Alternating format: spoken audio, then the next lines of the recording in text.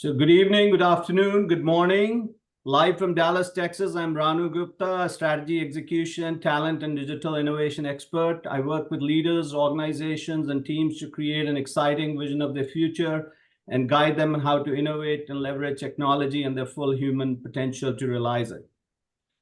Let me kick us off here with a little thought exercise to get us in the right frame. So take a few seconds to reflect on what really matters to you and what is most important above all else.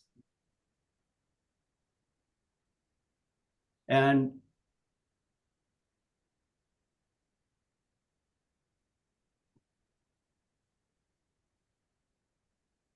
I'm going to launch this poll if you all can complete it.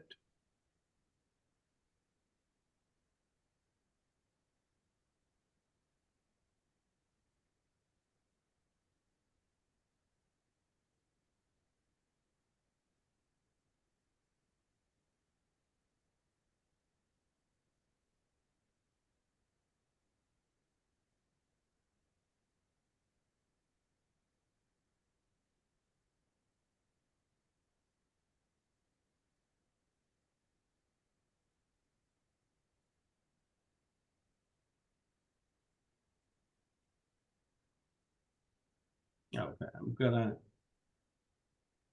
end the poll and share the results. So clearly, family and making a difference, leaving a legacy is close second.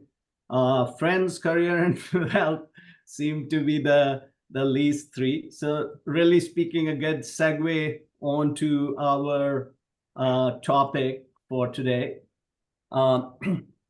And our agenda is in 5 parts. So the introductions, John will provide a preview of Gurcharan's book, and then we have a moderated conversation between John and Gurcharan, where I'll ask them a couple of interesting questions. And then finally, very important, the audience Q&A. So as you get questions, keep them towards the end, and then you can put them in the chat, and I will address them to the best of my ability at that time, and finally a wrap up, right? So thank you for going through that thought exercise to get everybody in the right mood. So speaking of making a life versus just making a living, about finding purpose. It's an age-old quest for personal satisfaction and meaning that Buddha found in the forest seeking enlightenment. Jane Goodall found it with the chimps in Africa. Or like my father, a professor at Delhi University who had boundless potential to do so much more, but who found his greatest satisfaction in devoting himself to his family and friends. We did not have a lot growing up, but frankly, I never recall him being unhappy. Angry every now and then with me, yes, but never unhappy. So making a life, how's that different from just making a living? To navigate us through this all-important question, we have the good fortune to have 2 very distinguished guests in our midst with 2 very different stories to tell, who from along very different paths found their purpose and happiness and made it their life. First off, I'm happy to introduce John Pepper, former CEO and chairman of P&G and former chairman of the Walt Disney Company. And most importantly, he was the architect of P&G's People's First philosophy and dedicated his life to P&G and its mission of improving the lives of the world's consumer, and still continues that commitment to its people way into his retirement. The very testimony to that fact is that he is here with us today. And then I am equally pleased to introduce Gurcharan Das, whose work we are celebrating today. After a successful career as the CEO of P&G's fast-growing India operation, he chose to take a path of personal fulfillment through his thought leadership and writings, making him a distinguished public figure and an icon in India's boundless potential.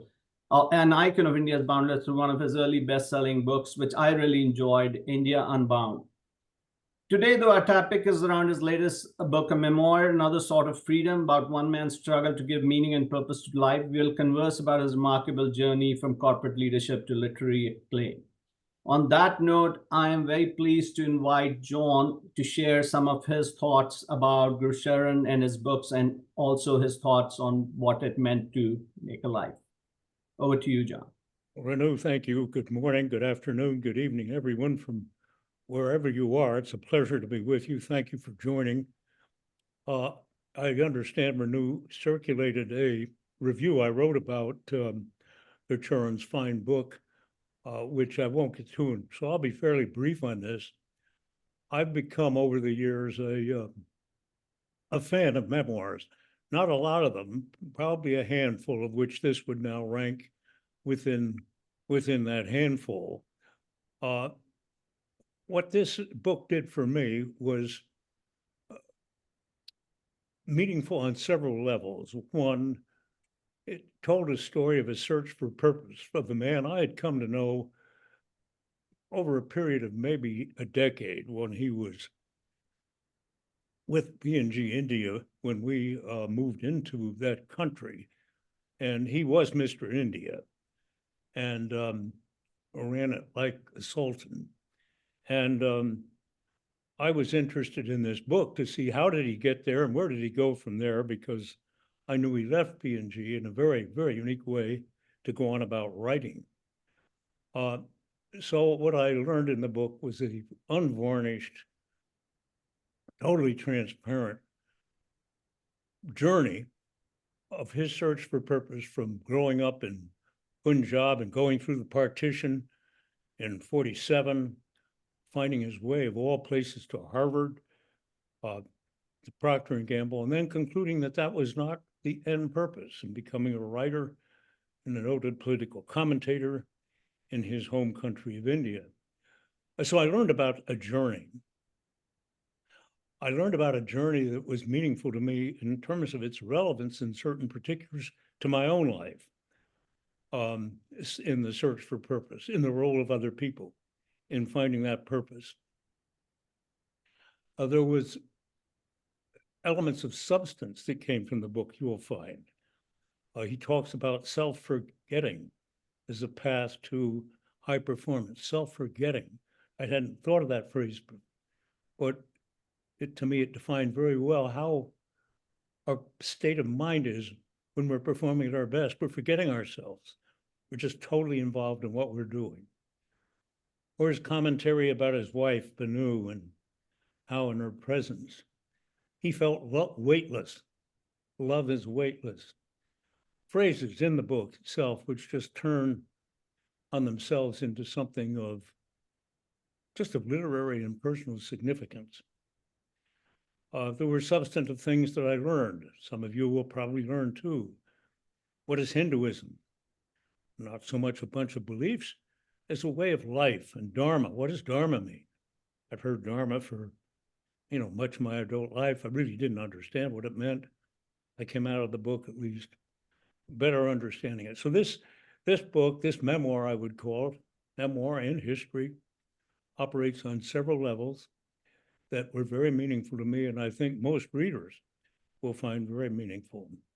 So I certainly encourage reading it. I'm very confident you will not be disappointed.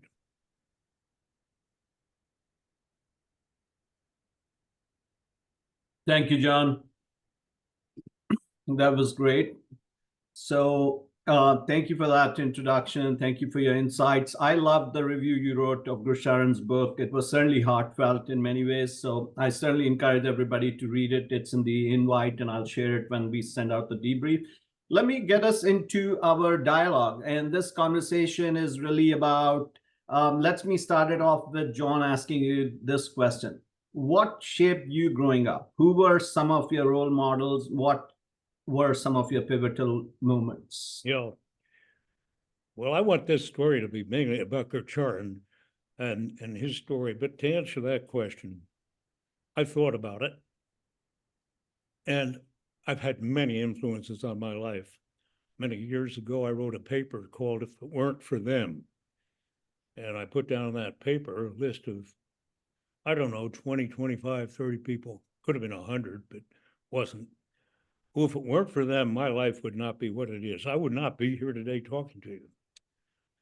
And as I thought about them, there were two things that united them.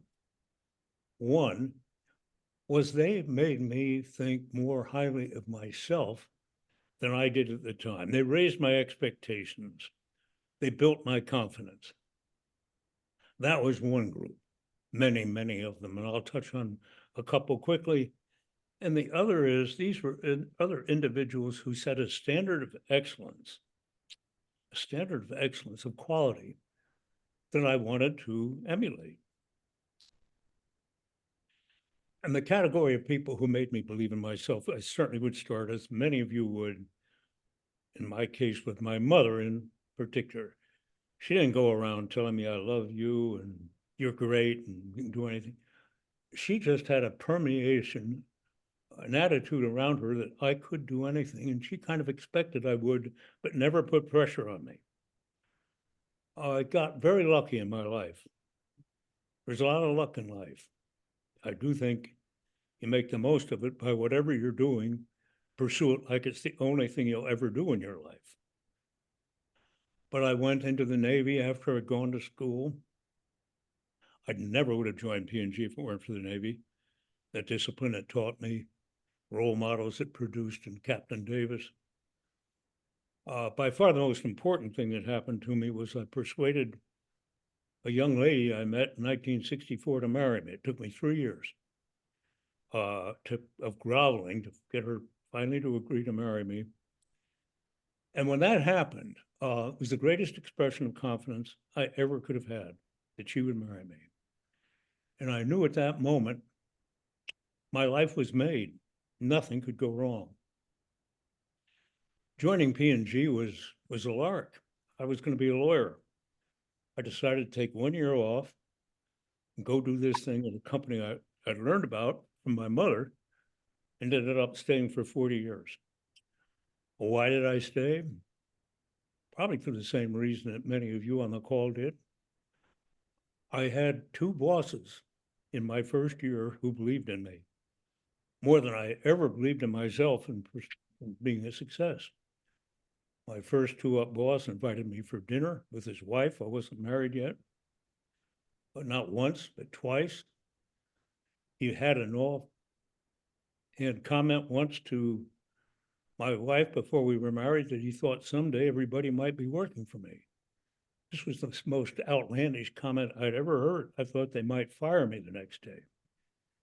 And Ed Arch, who was known then as the Prince of Darkness, be careful with him. He spent hours with me, one-on-one, even though he was 3 levels up.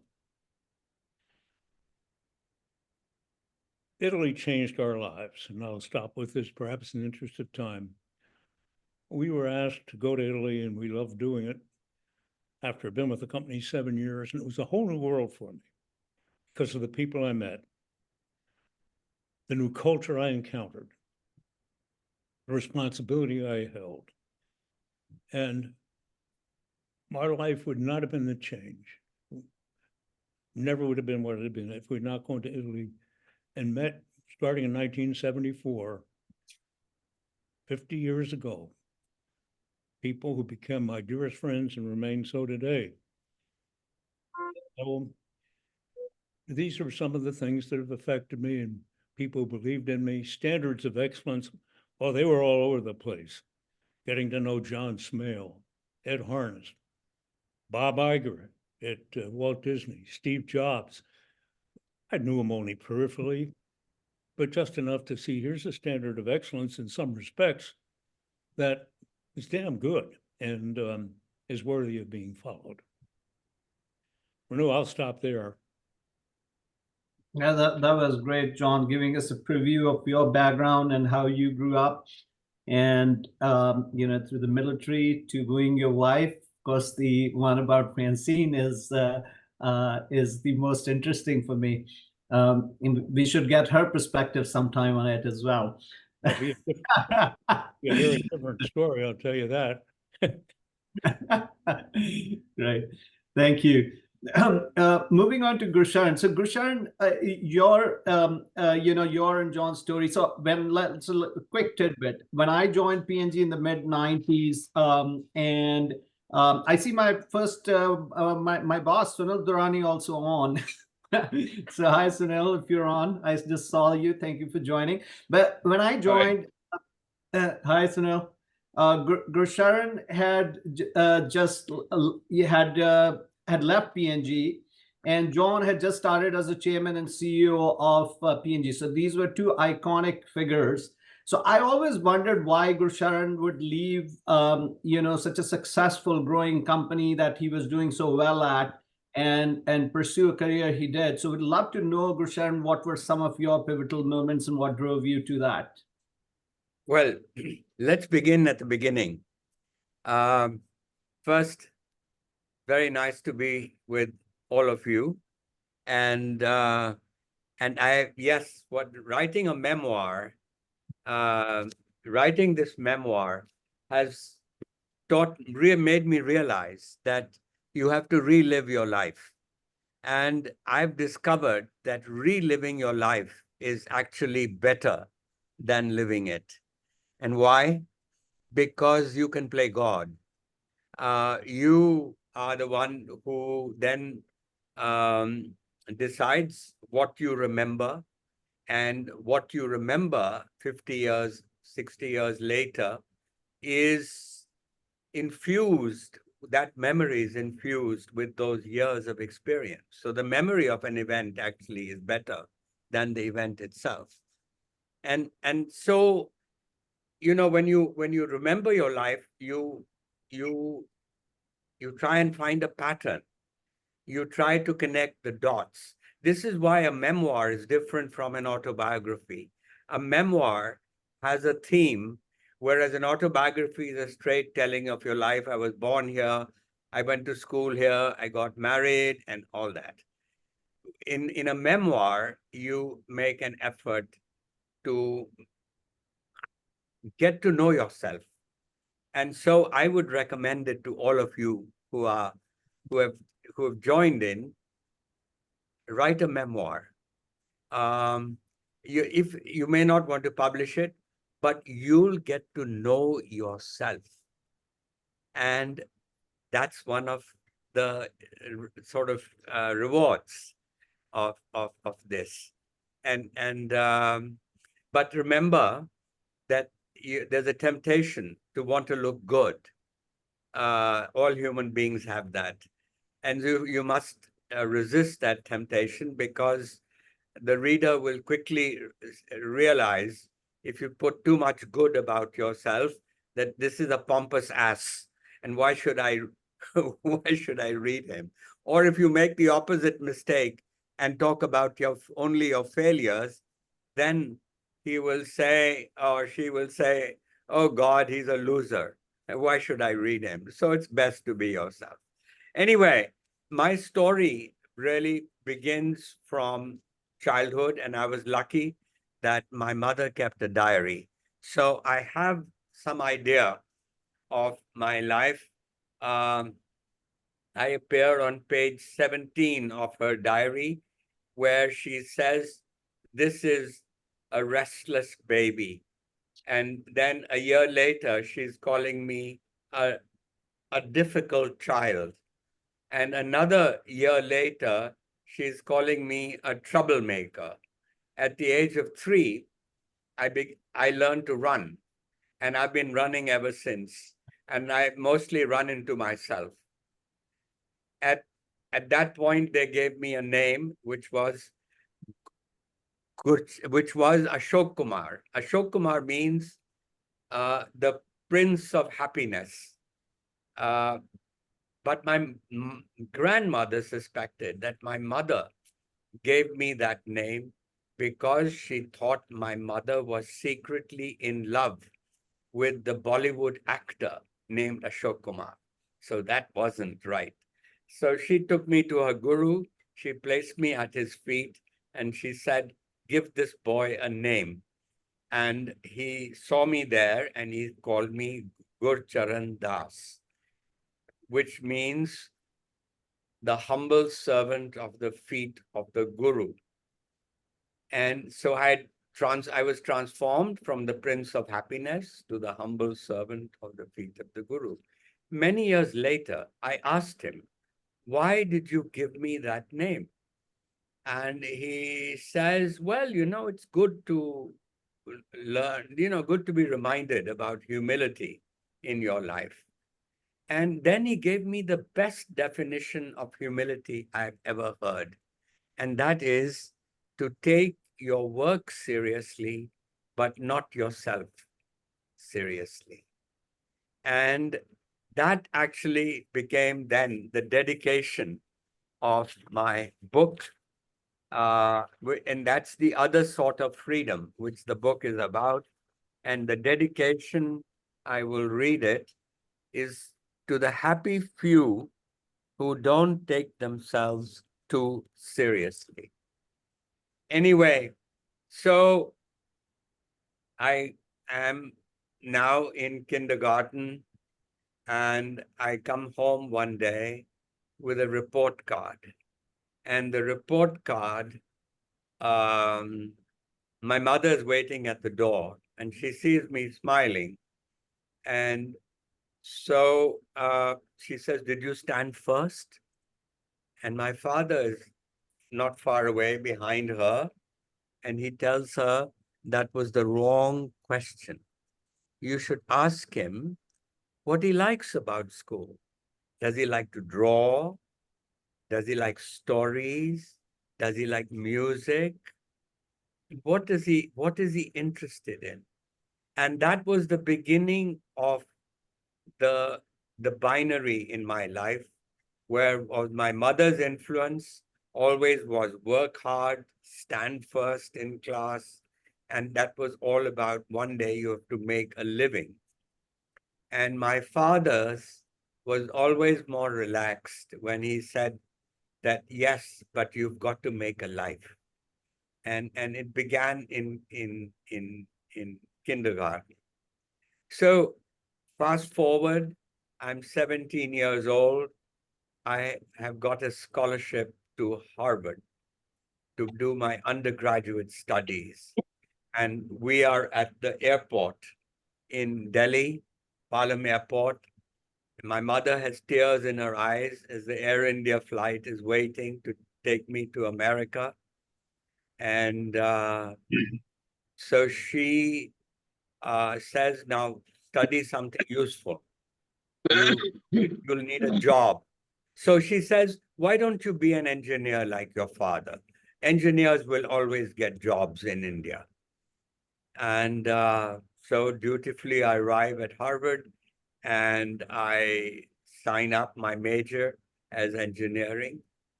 And I have a roommate who's studying Russian literature. So one day at lunchtime, he says, Gurcharan, if you're going to have an affair with a married woman, it should be Anna Karenina. That's the novel he's reading. And I tell myself, here I am mugging up Bernoulli's equations and trying to calculate pipe friction. And look at this guy. He's dreaming of sleeping with Anna Karenina. Something is wrong. And so I immediately chuck up engineering and I go into studying. And the nice thing about an American undergraduate education is that they don't they don't force you to choose from the beginning. And so I have a great time. I study medieval poetry, I study Greek tragedy, I study Bauhaus architecture, Renaissance painting, Beethoven's music, and even Sanskrit love poetry.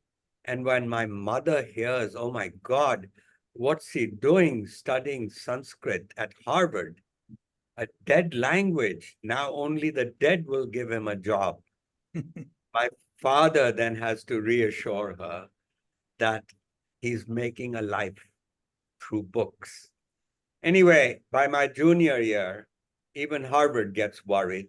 And so the dean calls me in and he says, now, son, you got to declare a major, take enough courses in it, and then write a thesis in it. So what will it be? And so I said, philosophy. I had taken a course on Plato, which I really liked. And he says, why? I said, to be happy. He says, well, that makes sense. That's the first time I've heard that answer. And so I studied philosophy this was in my junior year onwards. I studied philosophy under John Rawls and wrote a thesis. And then I got a scholarship to go to Oxford to do a PhD. And while I'm home waiting to go to Oxford, I asked myself one day, did I really want to spend the rest of my life at that stratosphere of abstract thought? No. I wanted a life of action. I didn't know what that life of action was, but I wrote off to Oxford that I'm not coming, and when my mother discovers what I've done, her worst nightmare comes true. She has a grown-up, unemployed son at home. And in Punjabi, we say vela, meaning idle. And we have a nosy neighbor in Chandigarh where we live, and who comes to visit my mother, and she asks her, and what is your son doing? And my poor mother is very embarrassed, and she doesn't know what to say. And I see the embarrassment on her face. And so I answer the first ad in the paper I find, and it's from a company that makes Vicks Vapora. And so I arrive at they hire me. I mean, even I don't know anything about business. They wanted trainees. In those days, you didn't need an MBA. I'm talking about the 1960s. And the first day I'm at this company, and the nicest thing I find is a chair which swivels. I've never seen a chair that goes round and round.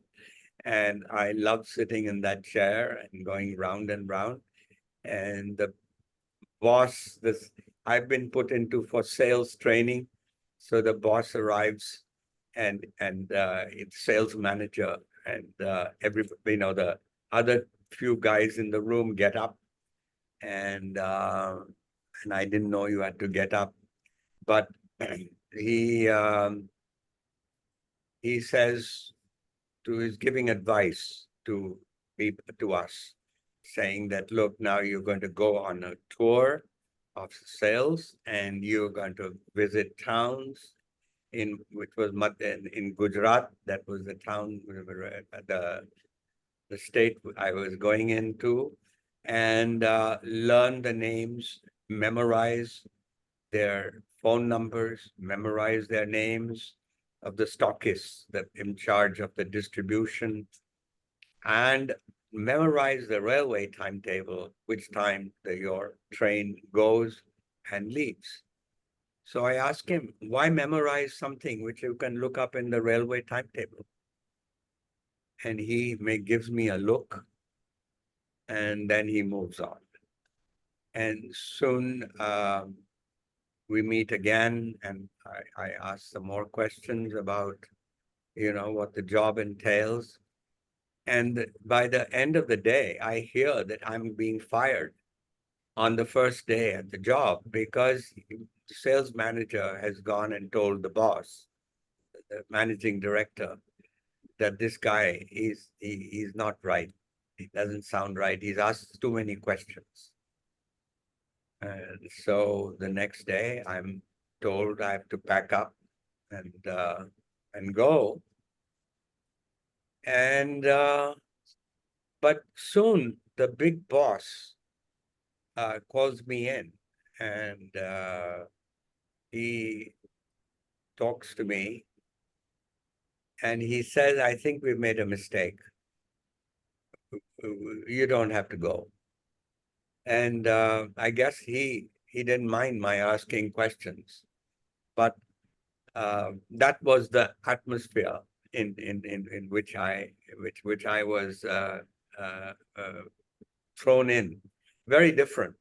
I suddenly I was carrying a salesman's bag and going from chemist shop to pharmacy, selling Vicks, from the ivy-covered halls at Harvard. This was a big change of the dusty bazaars of India. And I rather liked the rough and tumble of the business life. But after a few years, I was doing well in the company. I was discontented. I missed the intellectual life of the university. And I told my father, and he says, well, you know, there's a big world outside, but why don't you use your weekends well? Why don't you do something that you like? Maybe reading, writing, that's maybe what you miss. And so one Sunday morning, I decided to write a play. And I said to myself, in my tall 21, 22 years that I was, it must be a morning like this when Shakespeare too sat down to write Hamlet. And so I wrote a play. And it's about the British in India in the 19th century. It was a historical play with historical characters. And it won a prize. And those days, 10,000 rupees was a lot of money. And a lot of good writers had written for it, but I won the prize. And so I had the confidence to start writing another play. My play was performed. It was published by Oxford University Press in England. And the second play, by the second play, I had been sent to the headquarters of Richardson Vicks in New York at that time. And I kept writing on weekends, and nobody wanted to produce it. And I went from theater to theater, agent to agent, nobody wanted to touch it. It was about a medieval Indian poet and a saint. And then suddenly a theater called La Mama in the village decided, this woman, Ellen Stewart, she says, I love it. And she got a director, Thomas Horrigan, who had done Jesus Christ Superstar, the musical, to do it. And he turned it into a rock musical. And the mystical poetry of Meera, that was the name of the play. She was the saint. And it was all about how a human being becomes a saint. Anyway, it was a good, and I almost thought, I should chuck this all up. But what happened was that at that moment, one of the persons who had gone to see the play was the person who went on to become my wife. And so I had a responsibility. I couldn't quite chuck up and become a playwright. And like the man who came to dinner, I stayed on in business. Well, thank you, Gurcharan. Now we know why you're the consummate storyteller, right? We can listen to you for hours. But moving on to our next question, and I'm going to add. So my next question is, how did you discover your purpose and make it your life? I know you've already started answering that question, Gurcharan, so maybe you can continue with it, and then we'll move on to John. Yeah, well, this will go back to the fact that while I enjoyed business, but it was a limited satisfaction. And I was lucky I had the second hat that I used to wear. But, most people don't take their hobbies seriously. It was a weekend hobby, if you like, while. But I took it seriously. So I wrote a third play and then a novel. and that gave me confidence, and uh, you know, this was the rhythm of my life. But then P&G acquired Richardson Vicks. I became part of P&G. It was actually quite. Other people at Richardson Vicks were very unhappy. Some of them lost their jobs in this merger and this acquisition. But P&G was not in India. So we were P&G in India. And so we were the pioneers. And this is sort of, I learned from P&G that we thought it was marketing that made you successful. And I had been a brand manager and a marketing manager and so on. But what was quite new was the fact that it was product superiority that P&G was concerned with. And that was a novel idea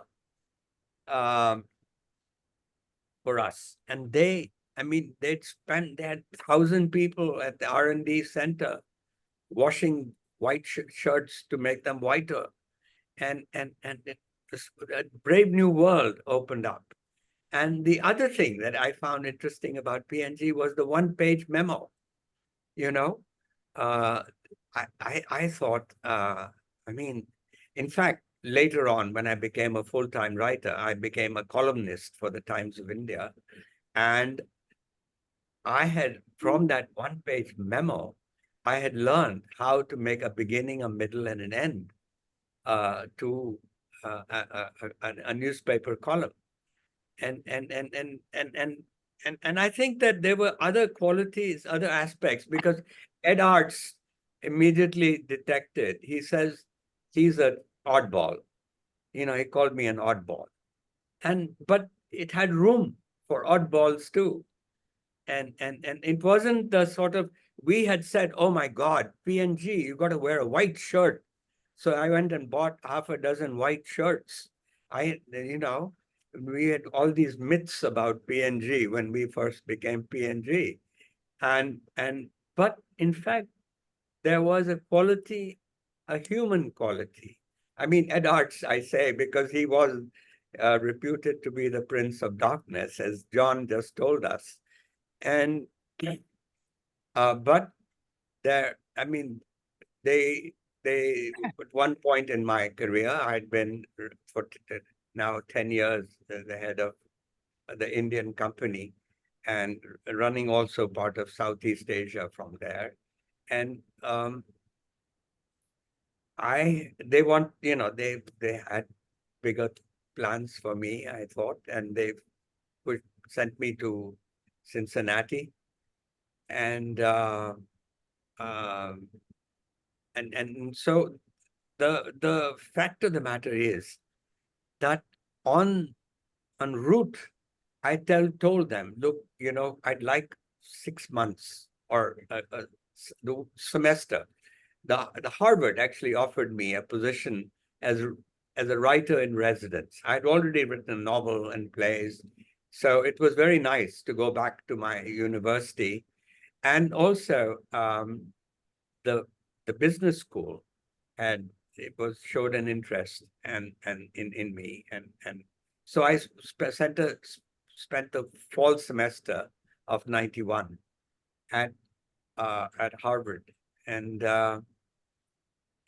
in Quincy House, where I had been there as an undergraduate. But what I'm trying to say is that Harvard had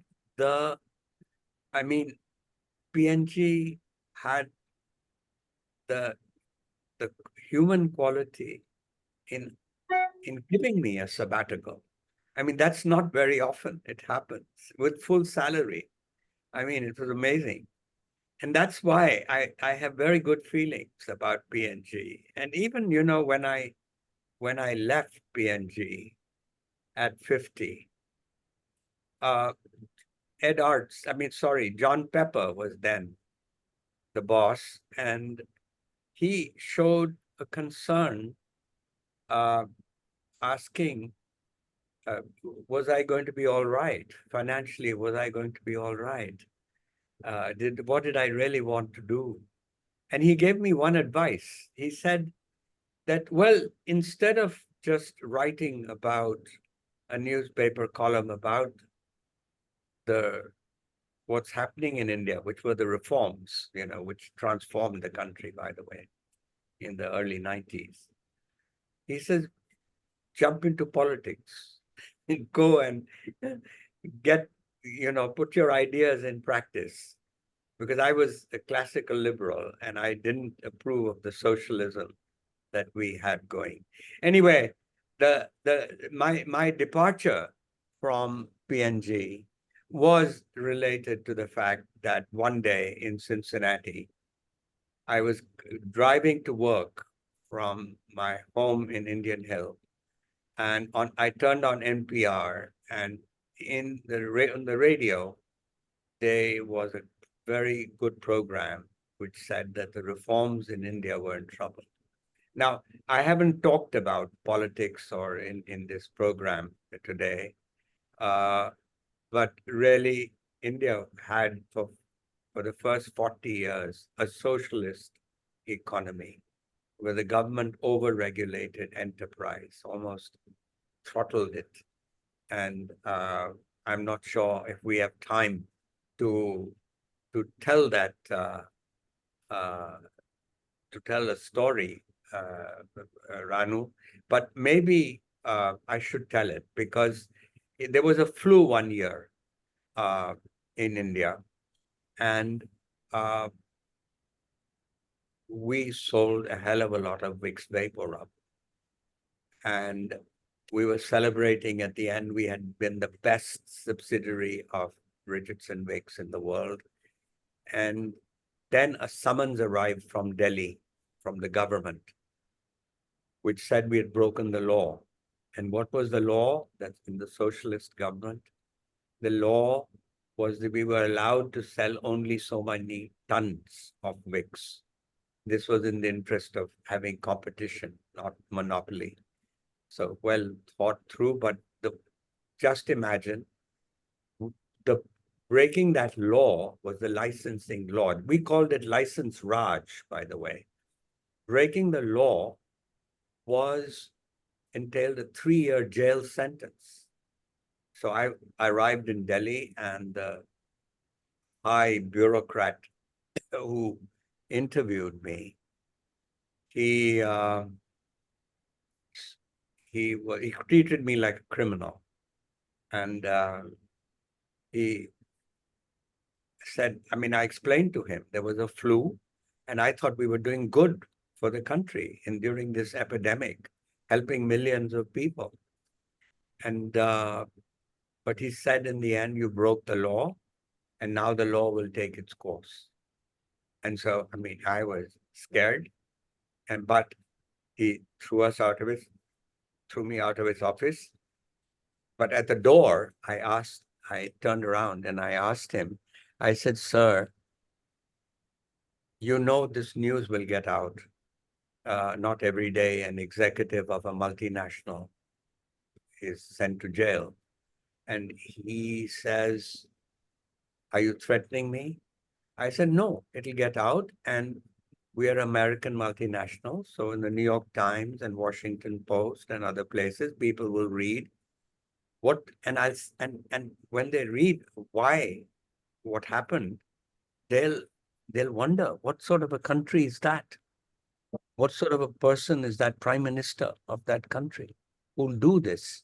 Anyway, the government quietly dropped the inquiry. But I'm giving you this story because from that day, everybody had been a socialist. I turned to become a liberal. Anyway, by 91, finally, after 40 years, 2 generations we had lost to opportunities, India finally became a free economy. We were free politically in every way, but we didn't have a free economy. Anyway, I got very worried when I heard on NPR that the reforms were in trouble. And so that's the time I decided to leave and to go back home and to go and, sell the reforms, which nobody was doing at the time. So, and that's what I started out. That's what my life as a writer. I began as a writer, basically reassuring Indians about the market and about and so that's sort of the now what have I learned in these since because I've been a writer for 30 years and I was a business person for 30 years. And one of the things I've learned is, of course, about making a life. And I made my life in this way. But I also believe that you can make your life at your job. And in this book, I talk about a colleague of mine, a person who started very low in the company as a security guard and rose in the company, who loved his work. I think he would have paid us to come to work every day. And he had a childlike quality where he was able to create a game out of everything that he did in his life, and who never cared who got the credit. And so he had these amazing qualities, and it's a tribute, I think, to P&G that he rose to become. But he was an example of a person who made a life at his job. He had a sense of purpose and a very clear sense of purpose. So there are many ways to make a life. Mine was my way, and there's the other way. And the other thing I must say that I have learned in this time is that, businessmen get a rap. But I realized, being a writer for 30 years and a business person for 30 years, that actually business people are probably nicer, better human beings. I had hoped that when I became a writer, I'd become a better human being. It hasn't worked out at all that way. In fact, and why are business people better human beings? Because I think that,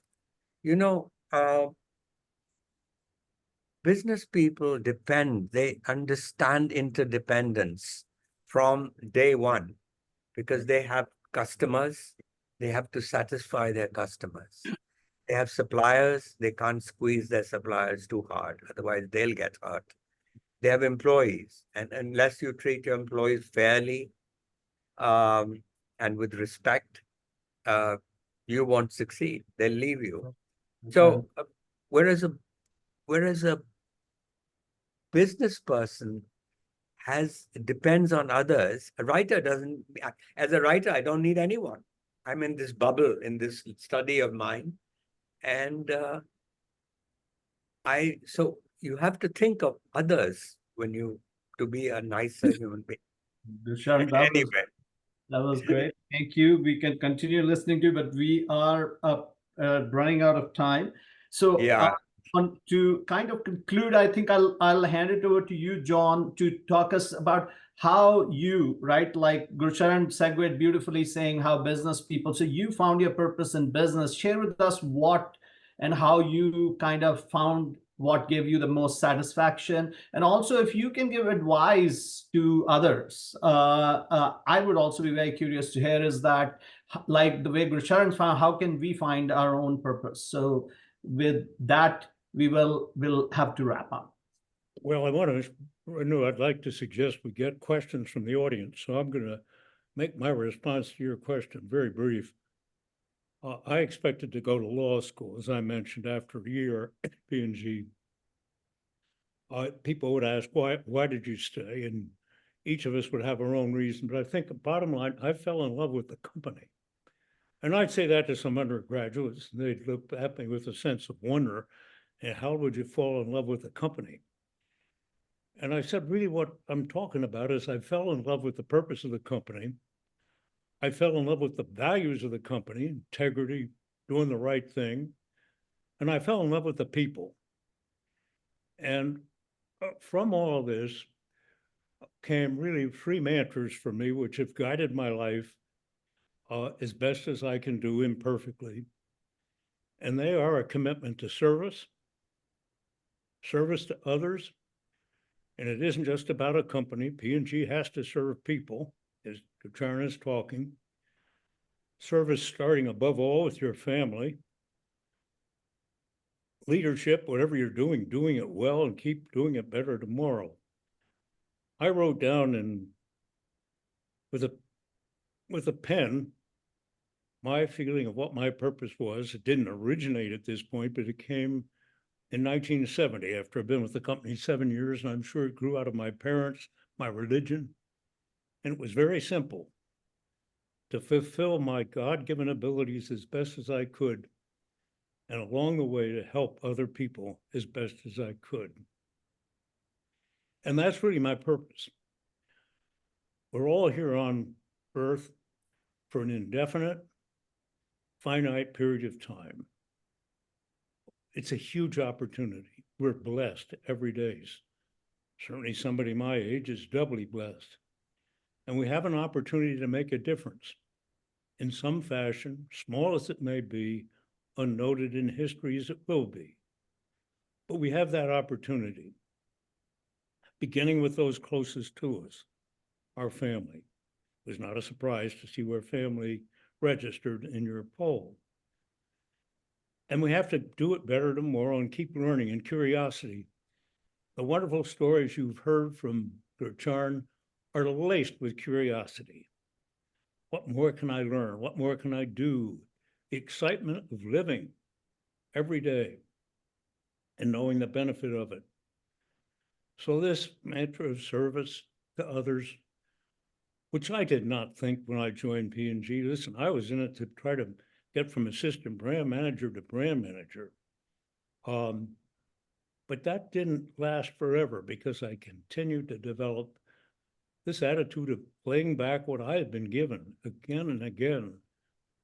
I'm one of the luckiest people on the face of the earth, and many of you would feel the same way with good reason. And you'd want to try to make something out of that maybe along the way, somebody in the future would say, he was a bit of a help to me at this juncture in my life. That's the best reward someone can have. Great, John. So, as if there are any questions from anybody, any compelling ones, please put them in the chat. But while we are doing that, I'm going to ask the two of you a very simple and fast question, which is, if you were to describe yourself in one word, or let me put it this way, if you were to be, what's the one word you'd like people to come first to people's mind when they think of you? But it's got to be only 1 to 3 words. So John? Right thing. Trying to do the right thing. That's 4 words. Do the right thing. I'm not surprised. Actually, that's very close to the Indian concept of dharma. Dharma is, as John said, Hinduism is not a religion of belief, it's a way of life. And dharma is the guiding cosmic principle, and really doing the right thing is the struggle. And what I have discovered, though, is that you don't find yourself, you create yourself. So I'm not sure I'm answering your one word description. Yes, what would that be? But maybe that's the word could be dharma. Okay. And in fact is the code word for India, like liberty is for America. Right. So that's beautiful convergence, right? So the two of you follow different paths, and John and your what you need to be, what you want to be remembered for, what you want to hang your shingle on is dharma, or do the right thing. So beautiful convergence there. Give me Good two other job. words, Renu, and it would be love people. Love people. Yes. We get that from you a lot, John. We can see it every time we have you on, and every time we interact. I personally always see it, and I think P&G is that much better for it. So thank you for that. Now I'm going to get into the wrap with the last 2 minutes remaining. Thank you both gentlemen for a wonderful session. We are very grateful and fortunate to have you. And so I'm going to just share a couple of more slides here, which as reminders, it's my share screen here, of one.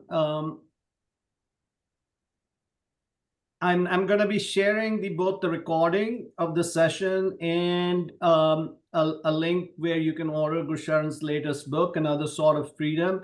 Definitely, you can tell he's a great storyteller. And then John has been very generous to provide a link, a complimentary link to a copy of his book, What Really Matters. So if you want to dive in deeper into what shaped John and his leadership, you are welcome to go take a look at it here.